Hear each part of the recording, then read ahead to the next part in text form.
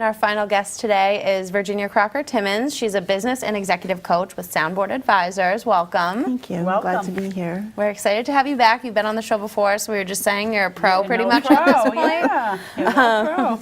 But for anyone who's not familiar with Soundboard Advisors, can you tell us a little bit about you and what you do? Sure.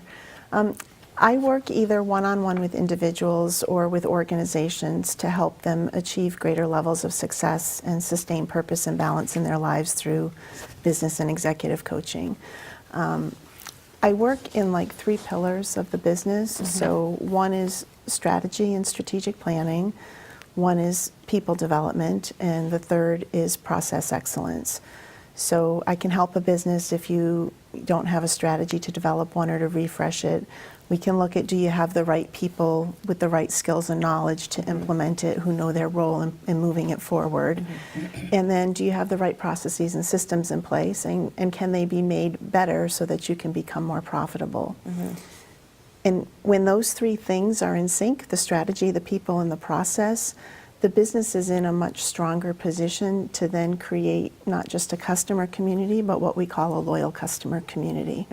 So you're creating a customer base that's coming back, that's giving you referrals, and that best positions you for your future strength and future growth. Which is hard because a lot of times it's easy to get a customer to buy something from you once or use your services one time, but keeping them is the real challenge. So what does an ideal customer for you look like? What a profile of what an ideal customer would look like? For me? Yes. It really varies. I work with very small business owners, solopreneurs. I do work with nonprofits, and I work with very large corporate clients. The development processes that I use and the strategic planning and the process enhancements are really agnostic to the type or the size of business. So it really needs to be somebody who, oftentimes it's somebody who's stuck and is trying to get unstuck. You mean growth-wise? Yep, or So business-wise, or maybe it's somebody that's at a certain levels of success and now they want to push it up another level. Okay. Organizationally, it's often somebody that's going through like a cultural change, or needs to really pump up the skills of their organization. Okay. So, How do you distinguish between customer satisfaction and customer loyalty? so Emma, it kind of goes back to the comment that you just made about a customer coming once. There's 2 things you can measure. You can measure satisfaction or you can measure loyalty when you're trying to assess your customer relationships. If I'm measuring just satisfaction, the trap you can run into is you're measuring the person's satisfaction with the attributes of a product or the attribute of a service. So I could tell you, yes, I'm satisfied with this table that I bought from you, right? When I need another table, will I come back to you? If I'm satisfied, maybe, maybe not. Yep. If I'm a loyal customer, you're now crossing the line over into what value do I perceive that I get from you. So if I had a no kidding great experience from the moment I started trying to pick out the table to when I purchased it to when you delivered it, that's going to start setting you apart from your competitors in my mind. Right. And the next time I need a table, you can bet I'm going back to you. So it's about positive experience. Right, so Yes. the loyalty is about the overall experience and the emotional connection that you're creating with that customer community, whereas satisfaction is more narrowly tied to just the attributes of what they bought. I think one thing too that can set a company apart and make someone loyal to them is if you have a bad experience, but then their customer service to resolve it, if they go above and beyond compared to other companies that Right. you've dealt with, I think you can set yourself apart even if they don't necessarily Absolutely. have a great experience, but you Right. can earn their loyalty after the fact. Yeah, exactly. And a lot of companies do not do that. You know, you have companies that if you have a bad experience and then you go to the customer service end of it, and if they're not cooperative, and I've had that happen to me, Yeah. where I'm to blame rather than, you know, what happened to the customer always Yeah. being right. So it's a bad effect. Of course, you're not going to ever use that product, or you're never going to use that hotel or Yep. what have you again. And So- it's that thinking about how can you go above and beyond the expectation, Right. not just meet it. Exactly. Yeah. How would an organization know what a loyal customer is worth? There's been a lot of studies out there in terms of valuing the worth of a customer. One of them concluded that if you can increase your customer retention by 5%, your profits will increase between 25 to 100%. Wow.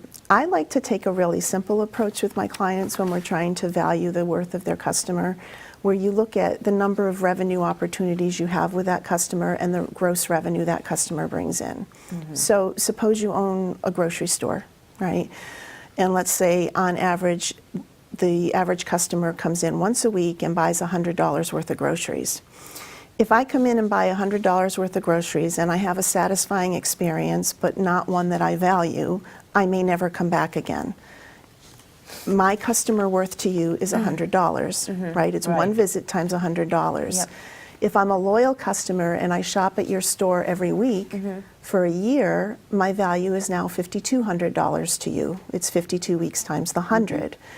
And if on average the life of a customer in a grocery store is 10 years before they move to another community or whatever, my value to you is now $52,000. Right.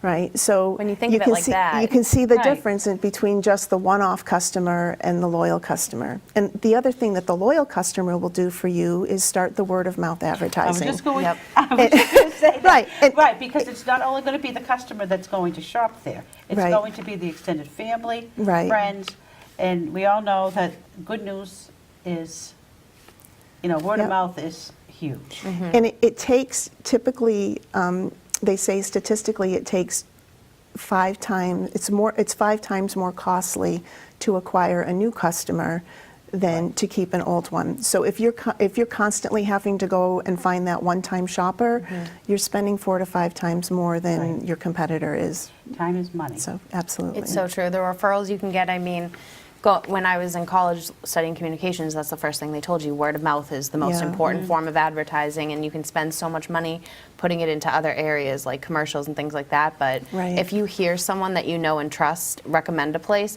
I think that's more likely to get someone than if they saw your ad 10 times on TV. So Yep. And worse experience travels a lot faster. that's true. That is does, very absolutely. true. Travels a lot faster. Are there any metrics that businesses and their leaders can use to track and assess customer loyalty? Yeah, I like to work with a model that Fred Reichelt came up with in a book called The Ultimate Question. And he suggests that you ask your customer base one question, and that is, would you refer us to a friend? And you take the responses to that, you ask your customers to scale it or answer on a scale of 1 to 10. And then you can tier the responses. So you'll have loyal customers that respond in the 9 to 10 range, and you'll have disloyal customers, we call them, or diminishers, that are in the 0 to 6 range, right? And then the 7s and 8s are neutralizers. Well, if you look at the percentage of loyal customer responses minus the percentage of diminishers, that becomes your customer loyalty score. Interesting. And you can look at that at different times. You can look at it at a point in time and say, am I greater or below 50% or where I want to be? You can look at the trend. And then, do I need to do something with my strategy and how I'm creating those emotional connection points with my customer? You can also extend the same thing to your employees and measure your employee loyalty score. Same thing, loyal employees, neutralizers, and diminishers.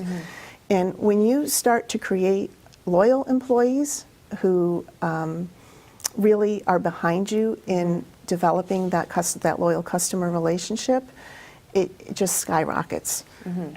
Your market goes up, your market share goes up, your retention for your employees goes up, your profitability goes up, your costs go down.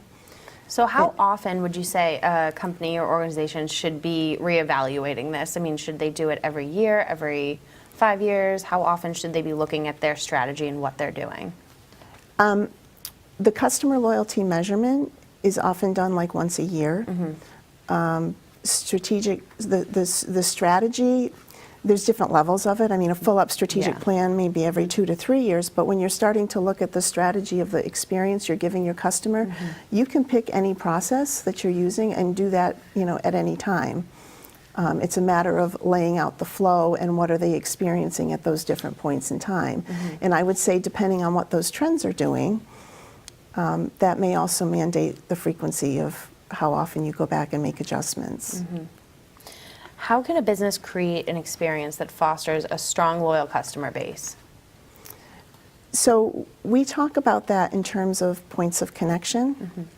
So to the point, I think, Jean, that you made earlier, if you're, I'm going to use another example. So you're driving on your vacation, right, to your next hotel destination, and all of a sudden a big storm comes in, and you've got to pull over earlier than you thought and find somewhere to stay. So you get off the highway, you turn the corner, and you see this beautifully lit sign that says, "Welcome, we have vacancies." Right? You drive up to the hotel, the attendants help you out of your car with your luggage, the clerk smiles and checks you in, and the bellhop takes you up to your room, and you open the door and you have 4 people and there's 1 bed. Right? So then the bellhop takes you down to sit in a lounge area, okay, and he goes and corrects the problem, takes you to the new room, which can accommodate 4 people. You go out, you have a dinner at the hotel that's okay, you know, not bad, not great. You get some sleep, you check out in the next morning, the manager says, you know, apologizes for the inconvenience that you had the night before, and you're on your way. And then 2 weeks later, you get your credit card bill, and you're charged for both rooms instead of 1 room, and it takes you 6 phone calls to correct it. Right? So when you think about that, what are some of the points of connection that you as a customer had? I mean, just the first arrival, getting there, Yep, and having people help you out of your car, yep, The bellhop, the bellhop, the clerk, yep, the customer service after the fact. yeah. right. Yeah. Absolutely. And so you can start to look at those different points of connections and the experiences and the emotional connection you're creating with your customer. And the aggregate of that then contributes to that perceived value that I talked about, Right. right? Of their perceived value of you over your competitor. You made the point earlier about going above and beyond, like in the customer service, to correct an error. Well, that hotel may have missed an opportunity, right? Right. Instead of the manager saying, "I'm sorry for the inconvenience," maybe they should have given them a free room. Yeah. Right. Right? Or instead of moving them to a room that can accommodate 4 people, maybe they should have upgraded them to To a the suite. penthouse suite. Yes. Right, right. Right. Or pay for dinner or something. Something, Right, yeah. Something, some right. kind of, something to keep their loyalty because they messed up. So creating that positive experience is about looking at every single one of those points of connections in your process. And if you narrow it down like that, it'll show you where exactly you went wrong. Right, right. And believe it or not, we're almost out of time. Great. I can't believe it went by so fast. Always goes by fast. I know. Always. This one went by faster, I feel like, than the others. But if you could give everyone your contact information, let them know how they can reach out to you if they want help with any of this, that would be great. Sure. So my email is virginia@soundboardadvisors.com. It's all one word. My phone number is 978-618-3807. And you can also reach me at my website at www.soundboardadvisors.com. Awesome. Well, thank you so much. Thank you. And thank